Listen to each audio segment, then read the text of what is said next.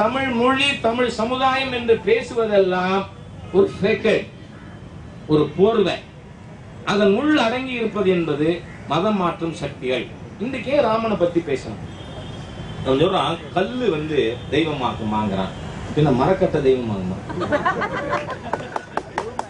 பகுத்தறிவு உனக்கு தான் வருமா? நீங்க பாத்தீங்கன்னா ஒரு ஊர்ல பிள்ளையார் இருக்கு, குருக்கள் தினந்தோறும் பூஜை பண்ணுவாரு. அந்த கிராமத்து மக்களை கூப்பிட்டு ஒரு அரை மணி நேரம் நம்ம மதத்தினுடைய எழுதி பேசினது மாதிரி அந்த மாதிரியே நான் பேசுறது அவனுக்கு புரியாதுங்கிறதுனால தான் கொஞ்சம் மாத்தி அதெல்லாம் சொல்லி கொடுப்பேன். இடையில என்னன்னா அவர் சொந்தக்கார வீட்டுல ஒரு பிரச்சனை, அதுக்காண்டி ஒரு வாரம் அவர் ஊருக்கு போறார். போகும்போது சொல்றாரு, அப்பா பிள்ளையாருக்கு தினந்தோறும் அபிஷேகங்கள் அர்ச்சனை நைவேத்தியங்கள்லாம் பண்ணி கொண்டு வந்தான். இவர் குருக்கள் ஊரை விட்டு போயிட்டாருன உடனே ஒரு பாதிரியார் தெரிஞ்சுன்னு வந்துடுறான். வந்த உடனே சொல்றான், உன் பிள்ளையாருக்கு சக்தி கிடையாது,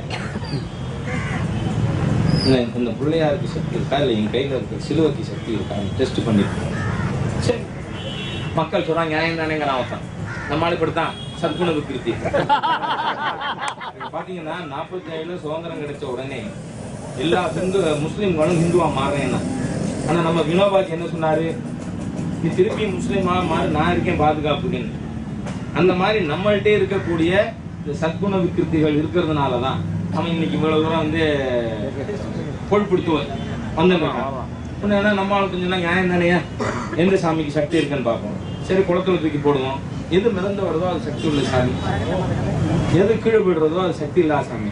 சரி, பாக்குறான் பிள்ளையார் கீழ் இவன் சிலுவை மதந்தது. ஒன்னு என்ன பண்றான், அந்த இடத்துல சிலுவையை வச்சு பூஜை பண்ணிட்டு இருக்கான். குருக்கள் வந்த உடனே அவருக்கு அதிர்ச்சி. ஏண்டா பசங்களை பண்ணீங்கன்னு கேட்டான். இல்லைங்க, நம்ம சாமிக்கு சக்தி இல்லை, அதை நாங்க இப்ப இதுல போட்டோம் தண்ணியில, அவர் உள்ள போயிட்டார். ஆனா இது மிதந்து வந்துதான் அந்த சாமிக்கு சக்தி இருக்குங்க. கரெக்டு தான்டா, அது ஜல பரீட்சை, அது முடிஞ்சிடுத்து, அடுத்த அக்னி பரீட்சை பண்ணுவாங்க. அவங்க பாதிரியார் சொன்னா ஊருக்காரன் சொன்னா ஓகப்படவா தானே ஐயர் சொல்றது. அவர் சொன்னாரு, குருக்கள் நம்ம பிள்ளையார் கம் கட்டிட்டு உள்ளே இருக்காரு, அதனால அவரை தூக்கு, இந்த சிலுவை ஈடு இன்னைக்கு அக்னி பரீட்சை நெருப்புல போடுவோம். யார் எரியாம இருக்காரோ உண்மையான சக்தி வாங்கிட்டாங்க. பார்த்தா பிள்ளையார் ஜம்முன்னு இருக்க, அது காணாம. இவன் அந்த மாதிரியா என்ன கல்லு சாமியான்னு கேக்குறீங்க, அப்ப சிலுவை சாமியாருமா? அது என்ன இயேசுநாதரை கொல்லப்படுறதுக்காக போட்டிருந்ததானே, அதுல என்ன புனிதம் இருக்கு? அதை என்ன வச்சுட்டு இருக்க? கொலைக்கருவி. இதெல்லாம் பாருங்க, நான் ஏதோ இப்படி பொருளாதாரம் பொருளாதாரம் மன்மோகன் சிங் பேசிட்டு இருந்தவன உண்மையை பேச வைக்கிறேன். இவனோட எண்ணம் என்ன? நம் மத நம்பிக்கையை இழக்க செய்து நம் கடவுளர் மீது மரியாதை குறைஞ்சாதான் மதமாக்க முடியும். அவனோட சினிஸ்டர் டிசைன், அவனுடைய தீய நோக்கம் என்னங்கிறத புரிஞ்சுக்கணும். அவனுடைய தீய நோக்கம் என்ன?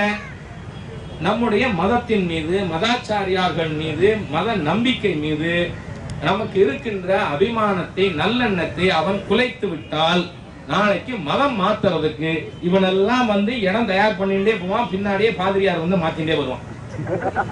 நீங்க பாருங்க, கடந்த 10 வருஷமா எங்க பகுதியில் ரொம்ப அதிகமா இருக்கு. தேவகோட்டை, சருகணி, காளியார் கோயில் எல்லா பகுதியிலையும் கிறிஸ்தவ மத மாற்றங்கள். இந்த அந்நிய சோனியா வந்ததிலிருந்து நாடு முழுவதும் கிறிஸ்தவ மத மாற்றம் என்பது மிக பெரிய அளவில் நடந்து கொண்டிருக்கிறது. அதுக்கான ஏஜென்ட் புரோவோகேட்டர் தான் இந்த வயலூர்.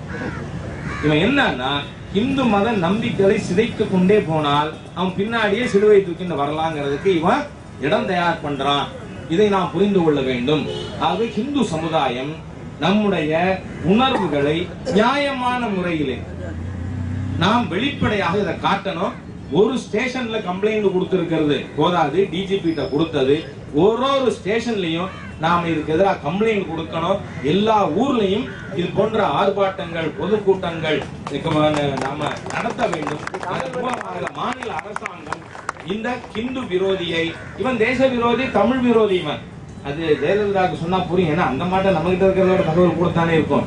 அது உடனடியாக தமிழக அரசு கைது செய்ய வேண்டும் என கேட்டு என் வார்த்தைகளை நிறைவு செய்கிறேன்.